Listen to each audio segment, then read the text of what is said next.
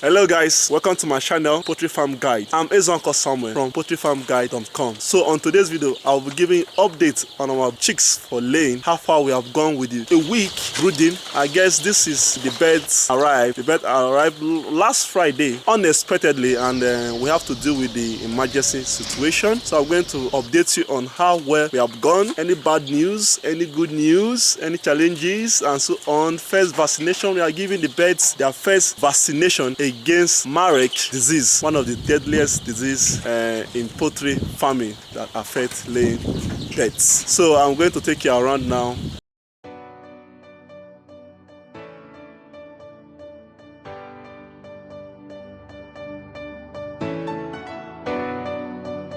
So we are here at the brooder. As you can see, the ground is just sawdust, and the sawdust is very dry. Now, if your sawdust should always look dry like this, a good litter should be losing, very losing, and should not contain moisture. A wet litter harbor microbia or germs, and it encourages microbial growth which can affect your birds. They harbor opportunistic diseases or germs that can affect your birds when their immune system is weak. So ensure your litter is always dry and deep as well. Ensure it is very deep, as you can see. Let me see if you can, don't mind my camera. Yeah, see my arm, it's very deep. The litter is very deep, so that it can last them for some days before you change it. Okay, so the weather is quite favorable. We are in March, and this period the weather is quite favorable. I don't put on much heater or charcoal since the weather is much favorable for chicks, while it can be dangerous for bigger birds like broilers. So I like brooding my chicks around this period, February, March, here the weather is quite hot, and we take advantage of the weather to breed the birds. So okay, let me see. Say hello. It's quite looking healthy and alert. Okay, look at the camera. See, so they had their vaccine yesterday, their Marek Vaccine yesterday, and the birds is about, it's 888. We have lost about 12 birds. We lost about 12 birds, mostly the first 4 days, due to deformities. We had some we are still taking care of. I'll show you around where a sick bay for them. We lost 12 birds and we're having 888 now, and I hope we are not going to lose more since these 6 are looking quite healthy. We hope we are not going to lose more birds again as time goes on. So let's look around the pen. So I'm going to show you where I'm keeping the sick ones, and some of them have pasty boots, the constipation, some has paralysis, deformity. Most of the problems come from the hatchery for the first few days. If your birds are dying for the first few days, 1 day, 2 day, 3, most of the faults are from the hatchery. I know most of us have the fear of brooding birds, very little chicks, because of the death that normally occur during the first few days. I normally call it broodophobia, the fear of finding dead chicks or sick chicks in your brooder. Over the years, I know, even have done brooding several times, but I still have that slight atom of fear in me to always see a dead or sick chicks. Even when the welfare is top notch, I still have that fear, and I believe other farmers I also have that fear of always, will I find a dead chick on my brooder today? I hope all of them are well. Is the weather okay for them? All this is what we go through the first 3 weeks, and it's not easy. And I know other farmers go through this. So it's just a normal thing.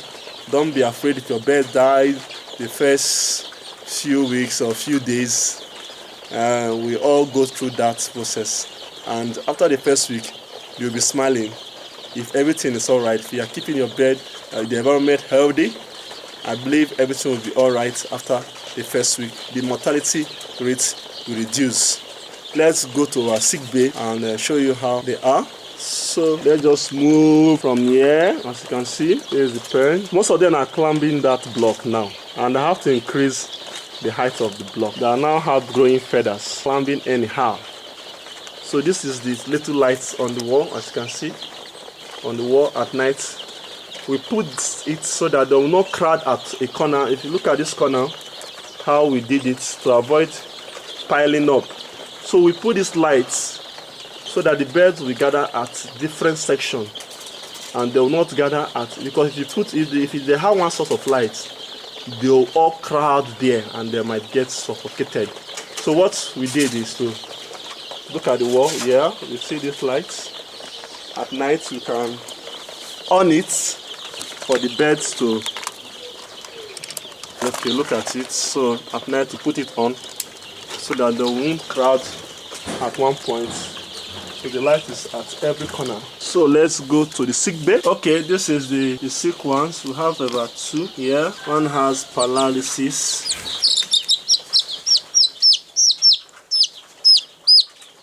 So look at the leg. This is 4, but this one is just, so this one is just 3. So we find it very difficult to walk. Very difficult to walk. So yesterday it has pasty boots. You can see I applied oil to free it open, to soften it before I remove it with tissue or cotton wound. You want to survive. All its mates that came in with that they died, but this one is striving for life despite his lameness. Then this one just getting weak. He's feeding but not recovering little step by step. I hope you recover fully. So at night I just play this stick.